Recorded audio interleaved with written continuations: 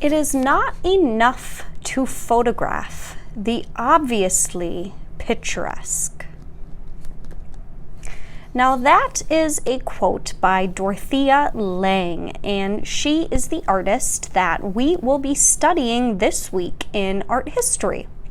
So Dorothea Lange's images of Depression-era America made her one of the most acclaimed documentary photographers of the 20th century. She is remembered above all for revealing the plight of sharecroppers, displaced farmers, and migrant workers in the 1930s. Her portrait of Florence Owens Thompson, a migrant mother in California, has become an icon of that time period. Now, since much of this work was carried out for a government body, the Farm Security Administration, it has been an unusual test case of American art being commissioned explicitly to drive government policy. After the Depression, she went on to enjoy an illustration career in photojournalism during its heyday, working for leading magazines such as Fortune and Life, and she traveled widely through Asia, Latin America, and Egypt. She also had her own exhibition, Family of Man, at the Museum of Modern Art in New York in 1959. And that was a celebration of the struggling post-war humanities. So she is known for her photography, and I'm pretty sure as I pull up some of these images, you will recognize them right away. I feel all people recognize these images from the Great Depression era. So that's what she's most well known for, but she spent her whole life using photography to document the struggles of people and to try to change that, to try to make it better for people. So together today, we are going to dive into the life, the artwork, and the legacy of Dorothea Lange. But before we get started, I have 3 key terms that I would like you to remember. They're going to pop up through our conversation, and I just may quiz you on them in the end. We'll see. So here they are, those 3 key terms. Documentary photography. Great Depression. Portraits. All right, remember those terms because here we go, diving into the life and the artwork of Dorothea Lange. Dorothea Lange was born on May 26, 1895 in Hoboken, New Jersey. She grew up in a middle-class family. Her father worked as a lawyer, but he also held several respected positions in local businesses, politics, and the church. While her mother, she managed the household. Now, both parents were proponents of education and culture, and they exposed both Dorothea and her brother, Martin, to literature and the creative arts. At the age of 7, Dorothea contracted polio, which left her with a weakened right leg and foot. Always conscious of its effects, she once said that polio was the most important thing that happened to me. It formed me, guided me, instructed me, helped me, humiliated me, and humbled me. Her parents divorced 5 years after she contracted polio. Dorothea never forgave her father, whom she blamed for ending the marriage. She eventually dropped his surname, instead taking her mother's maiden name for her own. Without their father, the family moved into Johanna, who was Dorothea's mother, into her mother, Sophie, a seamstress with an artistic touch. Now, although this arrangement was not ideal for Dorothea, who had a mutually antagonistic relationship with her grandmother, Sophie's love of fine things and artistic sensibility left its mark on the young girl. Now, Lange showed little interest in academics, and after high school announced to her family that she intended to pursue photography.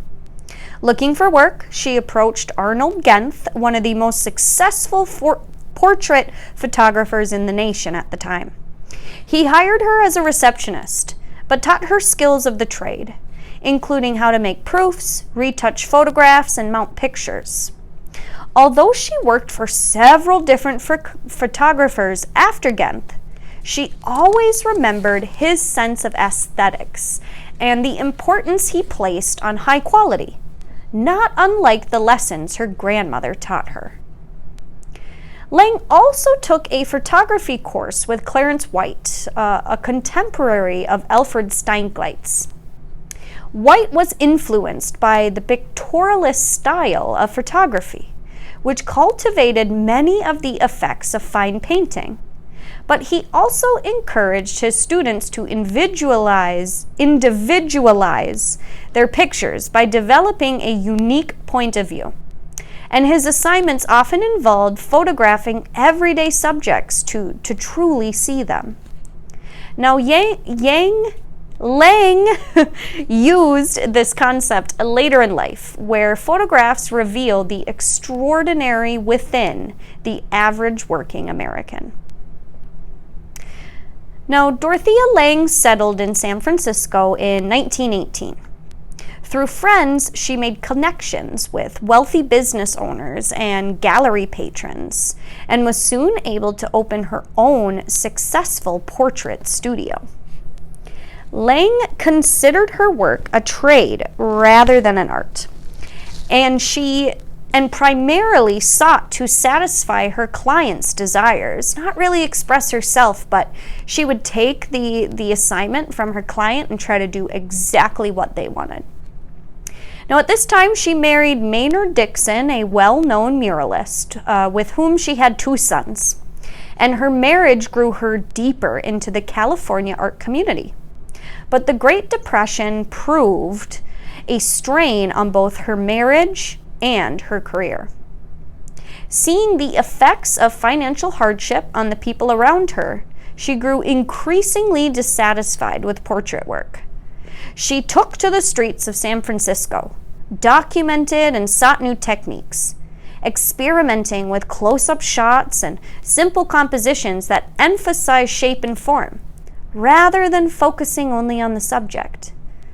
So she kind of grew away from those portraits and started making her own art. The White Angel Bread Line, that is the title of this photograph we're looking at. It was taken in 1933. Now, this is one of Lange's better-known photographs, and she often cited this particular scene when speaking about her breakthrough into documentary photography. The discrepancy between what I was working on in the printing frames and what was going on in the streets was more than I could assimilate. Drawn to the lines of people waiting for workers' compensation or food relief, the image of this elderly man waiting for food at the soup kitchen embodies the depressed mood of the times. The camera focuses on the man's hat and face, which show an exploration of texture through comparison of the rough material and the wrinkles of the hat, as well as his weathered skin. Her unconventional use of the fence in the foreground to lend dynamism to the scene is also characteristic of the use of modernist techniques. So she's starting to grow, starting to expand, experiment, and take all she's learned to create her own beautiful photography. In 1935, Lange was one of the photographers asked to assist with an economic research study led by Paul Taylor, who later became her second husband. Now, impressed by her work, Taylor recruited her for the Farm Security Administration, the FSA. This was a division of the U.S. government that represented the interests of American farm workers, including tenant farmers and people of color. Now, during this time, Lange recorded the conditions of workers living in poverty-stricken areas of the West Coast, the South, and the Midwest, including the camps that resulted from the Dust Bowl migration. The photographs from her tenure with the FSA have become iconic within American history and photography. Now, this picture we're looking at is titled Ditch, Stalled, and Stranded. Lange is able to capture a striking look of anxiety on the face of her subject. Stranded in his car, the man's plight suggests the larger problems that society faced during the Great Depression. To add to the feelings of claustrophobia, Lange purposely cropped the photograph into a tighter composition, which originally included a woman sitting in the passenger seat. Rather than suggesting he pose, Lange has caught him as if unaware, an effect which persuades us all the more of the truth of the image. Now, out in the field, Lange developed her signature style of photography. Abandoning wide-angle landscape views, she reverted to practices used in her studio and asked workers to share their stories. These mature photographs often represent intimate portraits, and the captions relate information gleaned from her conversations. Within this body of work, 4 main themes emerged. Primarily, the photographs emphasize the relationship between the land and the people, clearly illustrated by the growing hopelessness of the workers unable to revitalize their sterile environments. A feeling of desertion also runs through her depictions of empty streets, abandoned houses, and fields bare of crops. Among her portraits, Lange often represented the depressed man, left idle and dispirited from lack of work. Conversely, images of the strong female heroic figure are also prevalent in her photographs. Now, this photo was taken in 1936. This is Migrant Mother, and it is probably one of the most famous of Dorothea's photographs. The description she wrote of her encounter with Florence Owens Thompson reveals that it left a deep impression on her. She writes, "I did not ask her name or her history. She told me her age. She was 32. She said they had been living on frozen vegetables from the surrounding fields and birds that the children killed. She had just sold the tears from her car to buy food. There she sat in that lean-to tent with her children huddled around her and seemed to know that my pictures might help her. And so she helped me. I knew that I had recorded the essence of my assignment." Now, the indescribably poignant expression on Thompson's face stands out from between the bowed heads of her sons, whose present reveals the nature of her concerns. Now, Dorothea Lange became the first female photographer to receive a Guggenheim Fellowship in 1940. First postponed due to family obligations, she later requested another deferment when she was asked to document the internment of the Japanese population after the Pearl Harbor attack. The commission came from the government, yet the resulting photographs threatened to be so controversial that they were impounded for the duration of the war, and Lange was not able to see them until 20 years later. They create a subtle yet startling picture of the racism practiced by the American government against its own citizens, and many of the photographs are taken in her signature portrait style, lending a sense of dignity to the people who had been forced from their homes. Lange was able to capture the strength and resilience of the Japanese community, which continued to organize cultural activities and publish their own newspapers within their camps. Disillusioned with the failure of her work to enact true social or political change, Lange withdrew from photography for several years. Multiple ailments, including lingering effects from her bout with polio, also took their toll on her health. She briefly taught a photography course at the California School of Fine Arts, using methods that echoed White, her old teacher. By 1950, however, she had resumed working and agreed to participate in the Family of Man exhibition at the Museum of Modern Art in New York.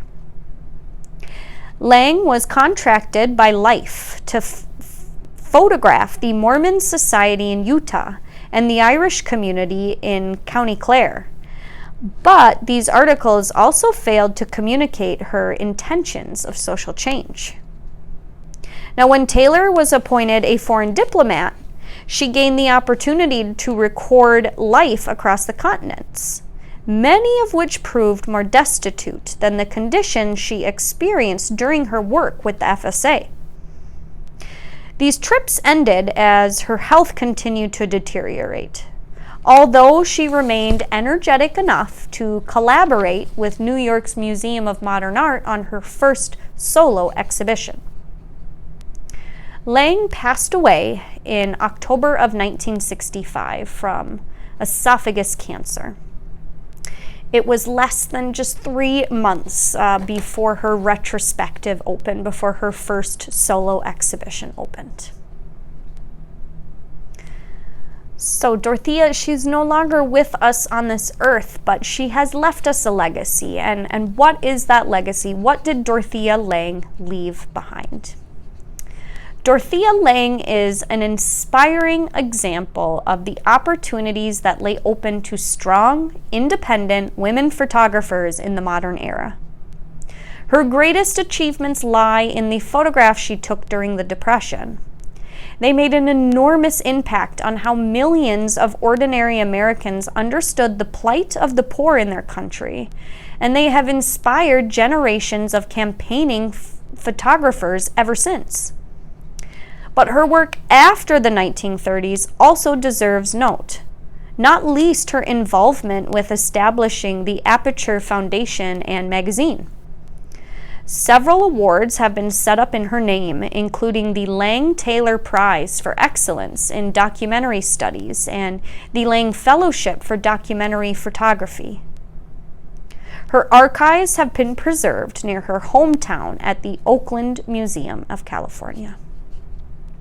So not only did she leave behind history, beautiful images of parts of our American history, but she left behind fellowships, scholarships, so that other people can follow in her footsteps. She inspired other women, other people, that you can be a photographer, you can take pictures of what's going around, and maybe you can create social and political change just through taking pictures, showing the images of average Americans. So I want to thank Dorothea Lange for just creating beautiful images. They're sad images, but there is a beauty behind them, and just opening our eyes to the average Americans throughout American history. So thank you, Dorothea Lange. So now that we have swam through the life of Dorothea Lange, it is time to take what we learned and put it onto paper. So today we have kind of an interesting little prompt. I want you to grab your art journal, grab a blank piece of paper, whatever you have. I know you got something lying around you.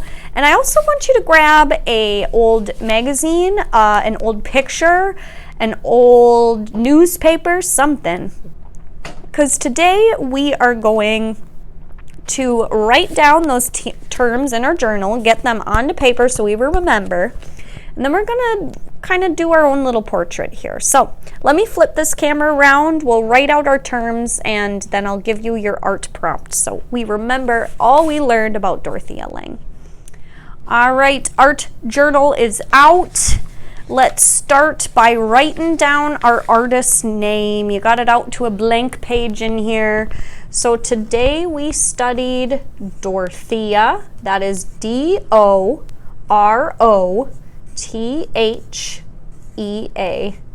And her last name was Lange, which is Lange. And our three key terms were documentary, photography. I know that's a long term. Photography. That's what she's known for. She's known for documenting life through photography, especially the Great Depression era, especially the Japanese internment camps during World War II, right after the Pearl Harbor attack. She documented American history through photography. Our next term was the Great Depression, and the reason I have that is because that is really what she is known for. She is known for her pictures during the Great Depression. Those are her most famous pictures, images that they have in our history books. You know, all American children do see her work. And then my last term there is portraits. She was also a portrait photographer. She started her career by taking photographs, making money from portraits, and then she kind of continued that in her documentary photography. She would portrait a person to show you the reaction on their face, to really kind of, make you feel like you knew that person, you were there. So those are our three key terms on Dorothea Lange. And because she is a photographer, because she does portraits, I want you to take a look at a magazine now. Okay, I want you to take a look and I want you to find a portrait. All right, maybe a couple. I want you to find them and I want you to tear them out, cut them out, do whatever you need to do. And I want you to glue them into your art journal, okay? She was a portrait artist, especially documentary artist. She documented what was happening in our world. So to remember her, I want you to do a little bit of collage here. This month, May, is collage month. It's also photography month, so it's kind of a reason I picked her too.